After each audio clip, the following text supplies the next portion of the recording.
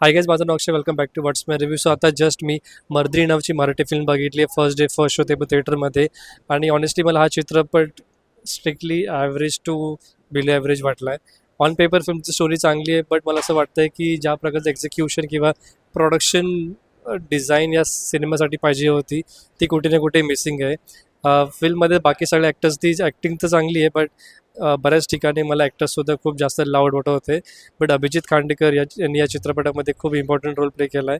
And त्यांची acting चांगली आहे, बट अगेन प्रार्थना बेरे त्यांची ॲक्टिंग आणि बाकी जितके पण ॲक्टर आहेत कुठे ना कुठे थोडेसे लावड वाटत होते, which I guess was not necessary. या फिल्मचा इंटरवल पॉईंटसुद्धा मला खूप जास्त प्रेडिटेबल वाटला. आणि क्लायमॅक्स बघून तर तुम्हाला नक्कीच वाटेल की भाई सिमिलर प्लॉट आपण ऑलरेडी अनेक बॉलिवूड आणि साऊथच्या पिक्चरमध्ये बघितला आहे. सो त्यामध्ये नवीन तर काहीच नाही आहे. बाकी तुम्ही ठरवा तुम्हाला चित्रपट थिएटरमध्ये बघायचं आहे की नाही.